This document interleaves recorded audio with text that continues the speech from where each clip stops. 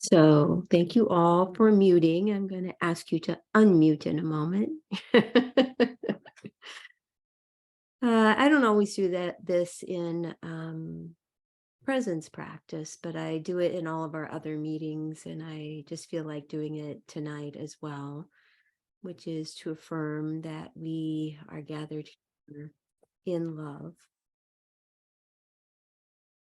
and to let us each experience that phrase in love in all the ways it means that love surrounds us and fills us and is the actual backdrop and background to our very being.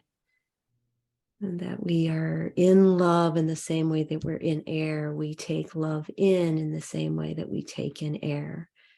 We give love out in the same way. That is how intimately connected we are with love. And that is always our starting point for sharing in and with one another, that we know we're in that kind of space. So our practice is called surrendered presence. And we spend a lot of the actual practice time working towards being very present, more and more and more present. And so I am going to put the question out to the group. And this I particularly want, since you have all been in the space before. What are we becoming present to?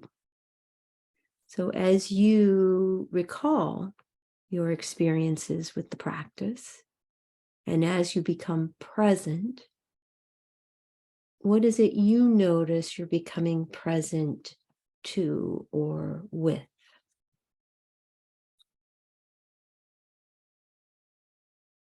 No right or wrong answers, because it's your own experience.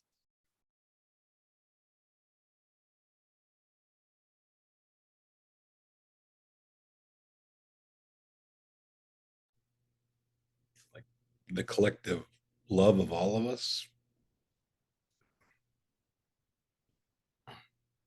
Thank you, Paul.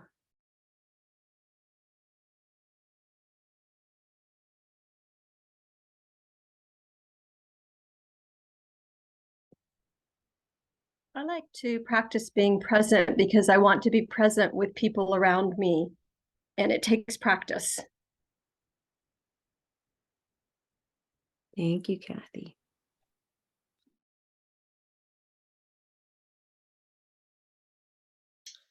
I want to be more attentive to the moment.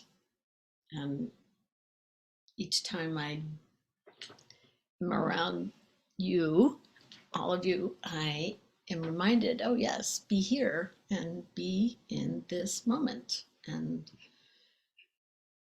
when I can do that, when I can be present in the presence,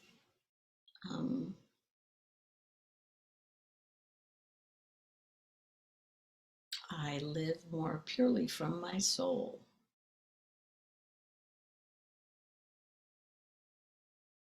Not my head.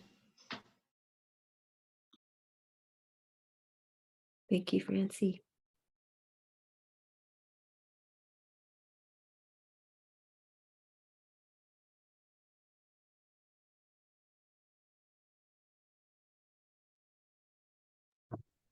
I would say, oh, go ahead. No. I would say being present to quiet, inner quiet, less dialogue in the brain, outer quiet, no electronics or other noise, and being present to that, and see how that works on me.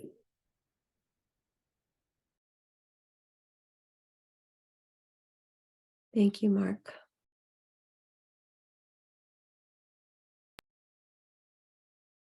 I resonated with everything everyone said. But I had to really think hard, and I think what I'm most present to is trying to be present to is my truest self, which is which is sometimes lost in the noise of everything else.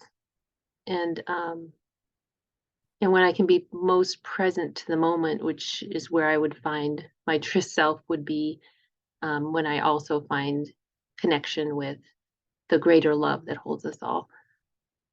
Mm.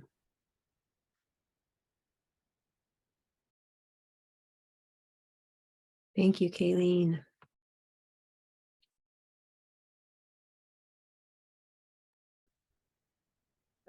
I think for me, being present to the collective group here, and there's so many distractions, and being able to just kind of focus in, silence the phone and all the beeping it does, and all the different distractions in my world, and yeah, take this group in. Mm. Thank you, Dave.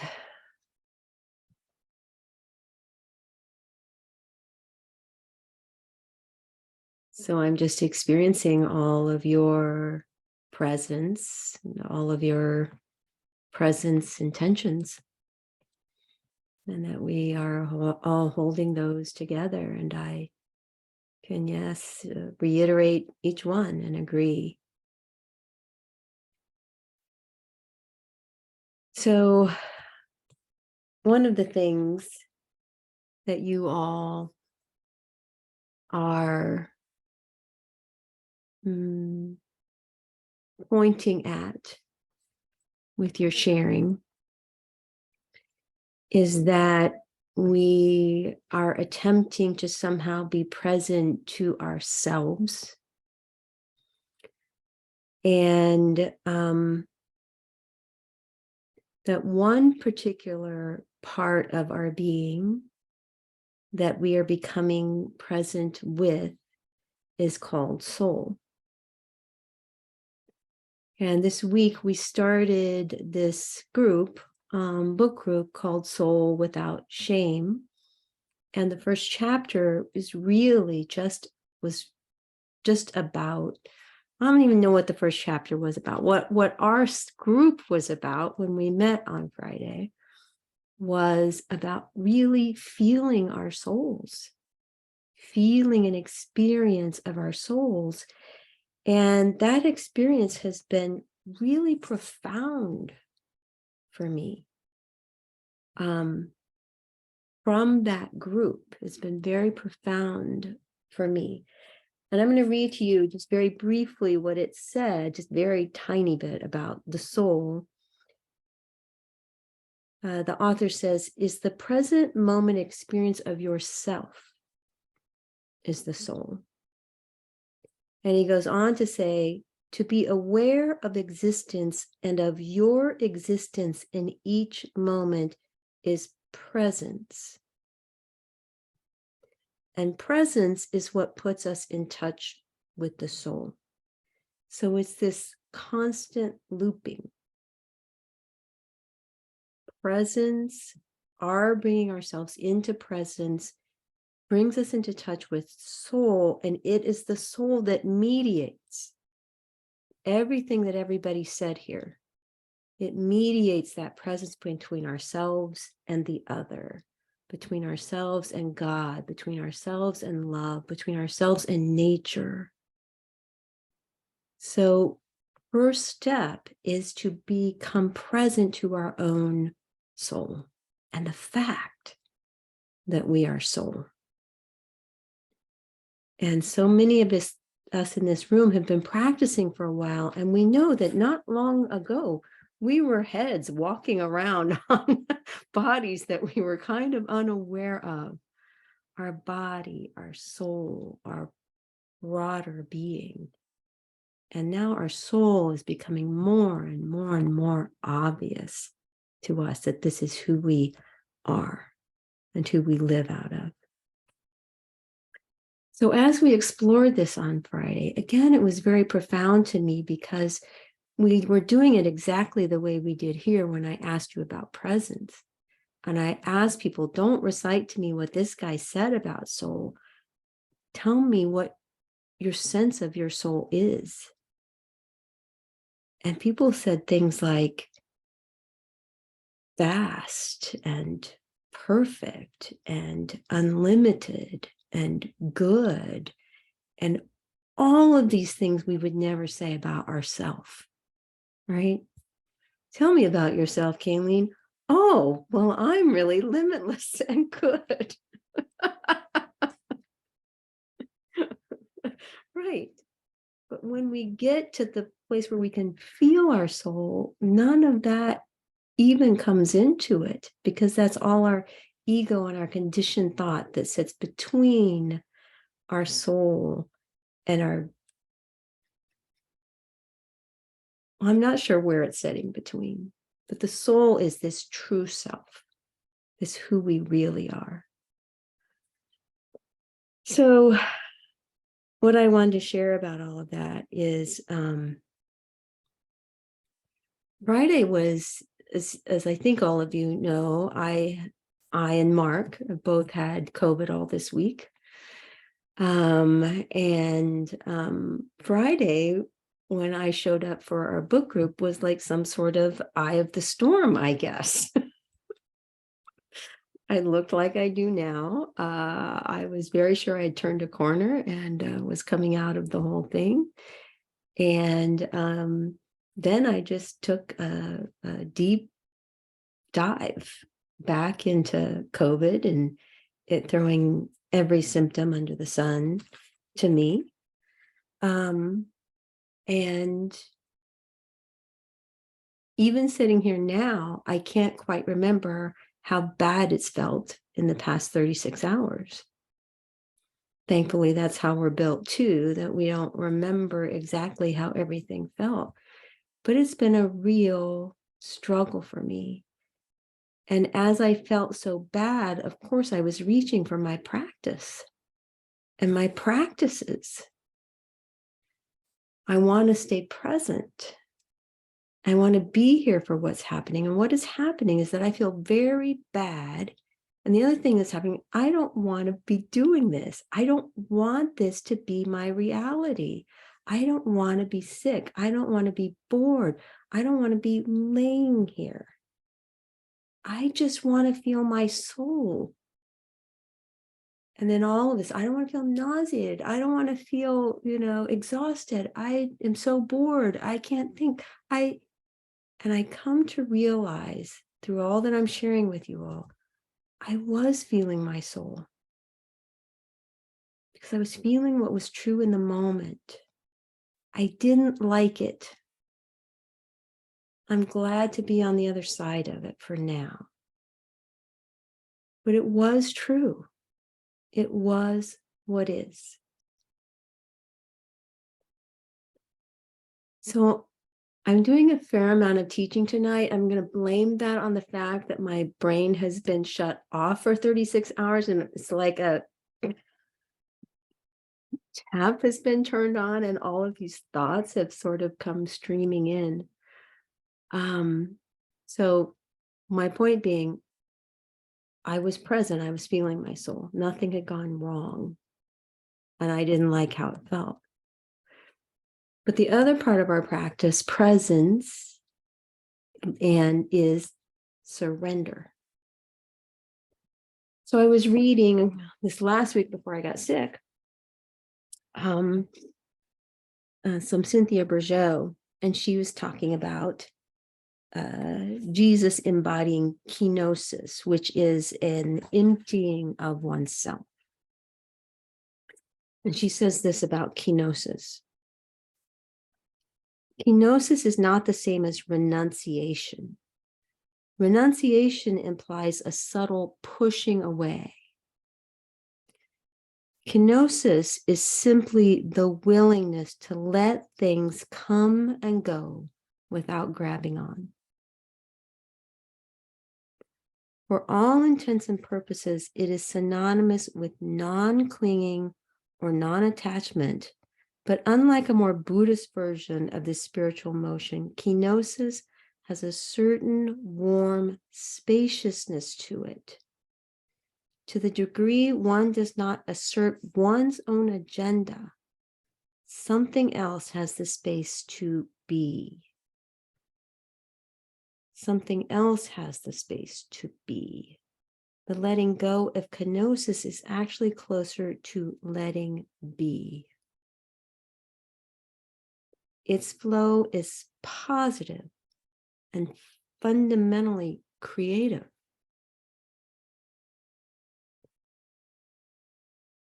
I'm sharing this because this is really new information to me. I have been teaching and practicing surrender in very much this way. I'm holding on and I'm willing to let go. And this is taking it even to a deeper level of letting be, actually creating space, actually creating some space where something new can arise that wants to arise. I haven't worked my way through all of this yet. Thank you for listening to it with me. And from here, we will practice with it. I invite you to come into a position where you feel both alert and relaxed, at ease. And I invite you to drop into your own experience.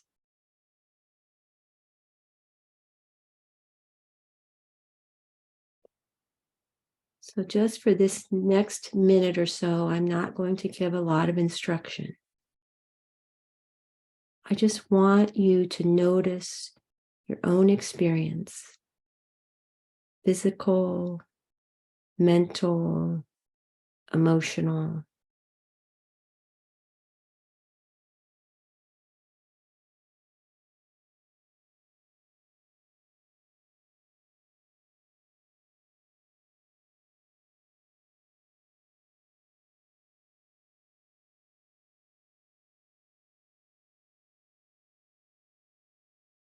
And then to remind yourself that even noticing what your body feels like, good, bad, or indifferent, is a coming into touch with your soul.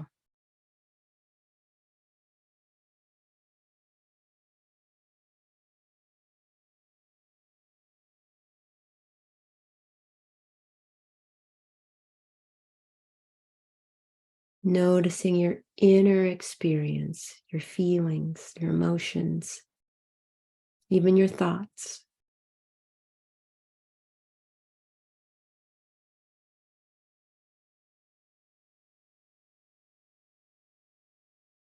And simply being with them in the moment as they are.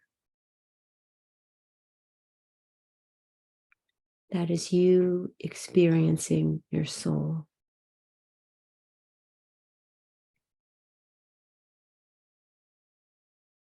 Now be silent for a minute or two.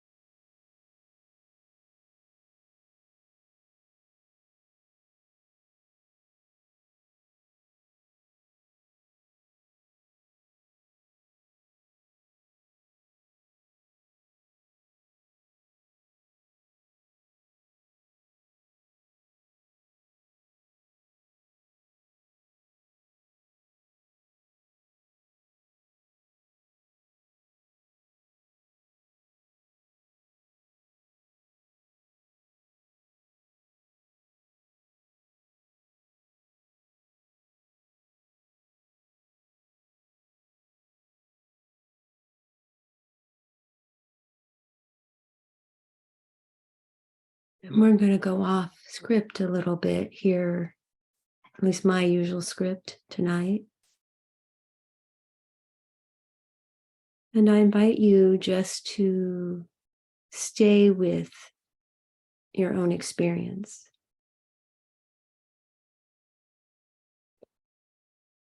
And just let any thoughts, feelings, emotions, bodily sensations, let it arise and notice it. And then see if you can experience this sense of letting it be.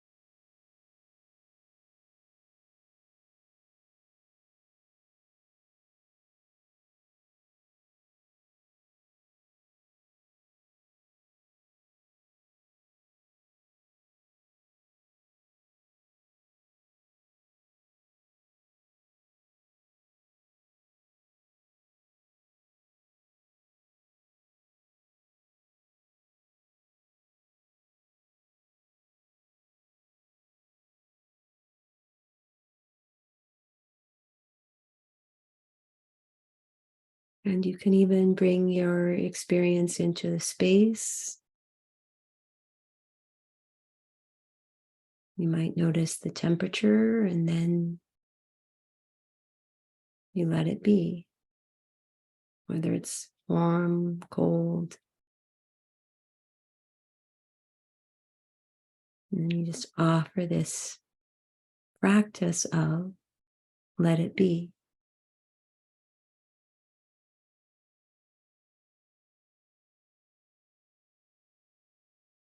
Maybe there's sounds or distractions.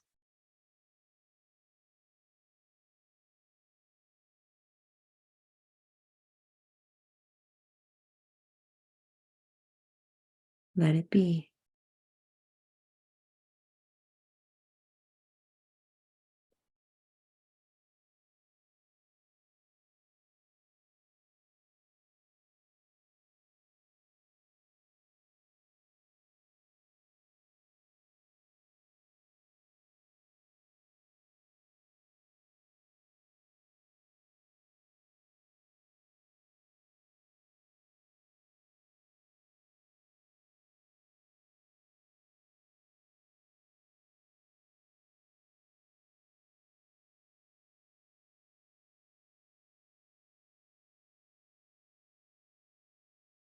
Maybe you wish this experience was different tonight. Let it be.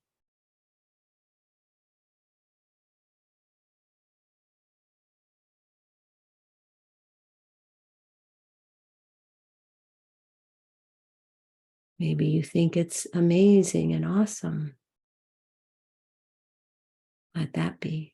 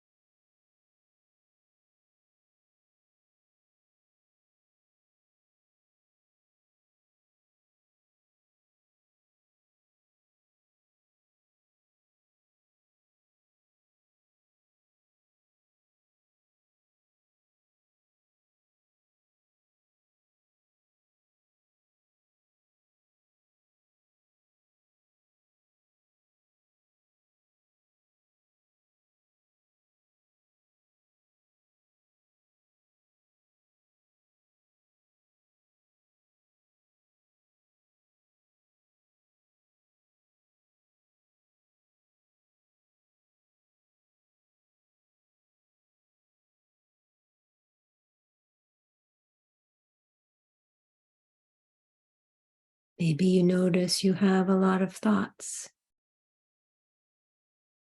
And as you notice,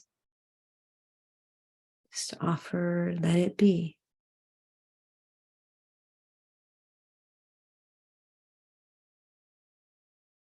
And then when you have the next thought, let it be.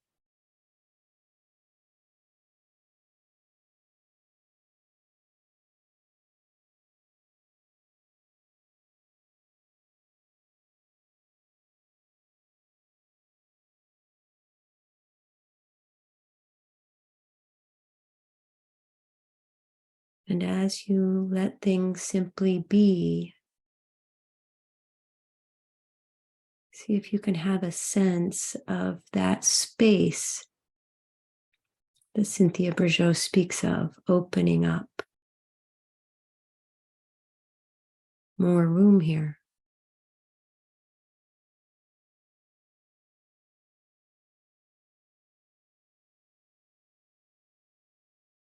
Maybe more soul here.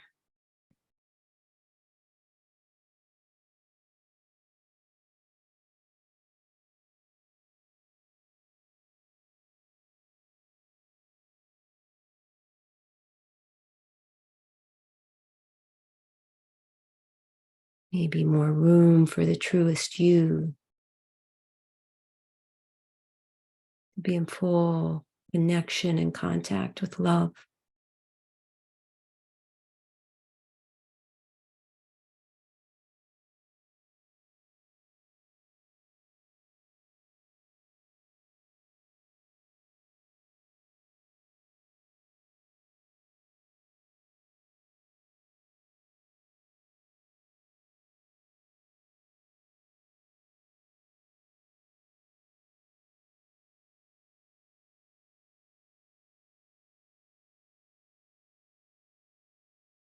So let this be our practice for the rest of this evening, at least, if we're able to continue to simply let be.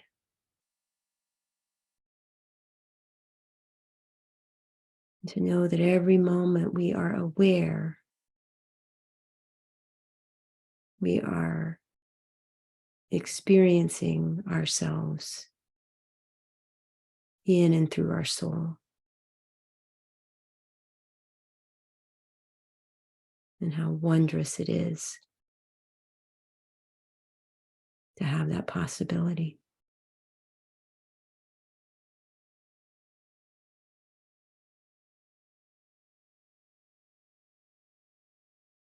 Thank you all for practicing with me. I'll see you next time. Love you all. Thanks, Rebecca.